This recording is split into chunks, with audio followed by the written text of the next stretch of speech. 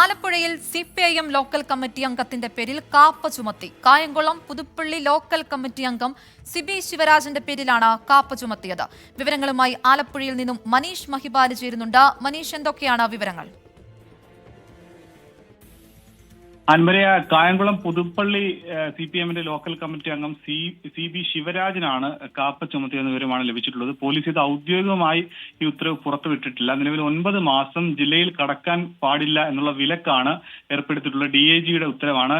ഇയാൾക്കെതിരെ നിരവധി ക്രിമിനൽ കേസുകളുണ്ട്. അതായത് 5 കേസുകളുണ്ട്. ഒരു മണൽക്കടത്ത് കേസ്, വടിവാൾ ഉപയോഗിച്ച് ഒരാൾ ആക്രമിച്ച് 5 മാസങ്ങൾക്ക് മുൻപ്, അങ്ങനെ 5 കേസുകളുണ്ട്. നിലവിൽ ഈ കേസുകളുടെ പശ്ചാത്തലത്തിലാണ് ഈ നടപടി എന്നാണ് നമുക്ക് ലഭിക്കുന്ന വിവരം. മണൽ മാഫിയ നേതാവാണ് എന്ന് കൂടി വിവരം കൂടെ ലഭിക്കുന്നുണ്ട്. ഒപ്പം തന്നെ ഇത് പാർട്ടിയിലെ ചില പ്രശ്നങ്ങൾ, കായംകുളത്ത് കഴിഞ്ഞ തെരഞ്ഞെടുപ്പിലടക്കം CPM വലിയ തോൽവി നേരിട്ടു. ഇവിടെ ക്രിമിനൽ പ്രശ്നങ്ങൾ പാർട്ടിക്കകത്ത് തന്നെ ഉണ്ട്. അതുതന്നെ ഒരു വിഭാഗം ഇത്തരത്തിലുള്ള ക്രിമിനൽ ആളുകൾക്കെതിരെ നടപടി വേണമെന്നുള്ളൊരു നിർദ്ദേശം കൊടുത്തതായി, അല്ലെങ്കിൽ ഇത്തരം കാര്യങ്ങൾ നേതൃത്വത്തിന്റെ ശ്രദ്ധയിൽപ്പെടുത്തിയതായുള്ള വിവരം കൂടി പുറത്തു വരുന്നുണ്ട്. 5 മാസം മുൻപാണ് ഇയാൾക്കെതിരെ അവസാനമായി വടിവാൾ ഉപയോഗിച്ച് അക്രമത്തിൽ പോലീസ് കേസെടുത്തത്. പക്ഷേ കേസെടുത്തെങ്കിലും പിന്നീട് ജില്ലാ കമ്മിറ്റി അംഗങ്ങളായ ചില നേതാക്കളുടെ ഇടപെടൽ മൂലം പിന്നീട് ഇയാൾക്ക് സംരക്ഷണം ലഭിച്ചു. പോലീസിൽ നിന്നും മറ്റു നടപടികൾ ഉണ്ടായില്ല.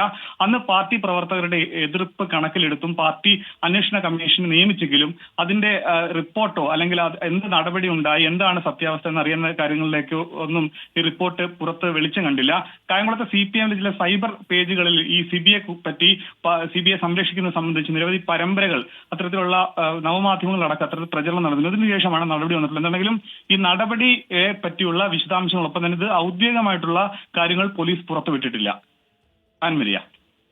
ശരി, ആലപ്പുഴയിൽ CPIM ലോക്കൽ കമ്മിറ്റി അംഗത്തിന്റെ പേരിൽ കാപ്പ ചുമത്തിയതായി സൂചന വിവരങ്ങൾ നൽകുകയായിരുന്നു ആലപ്പുഴയിൽ നിന്നും മനീഷ് മഹിബാൽ.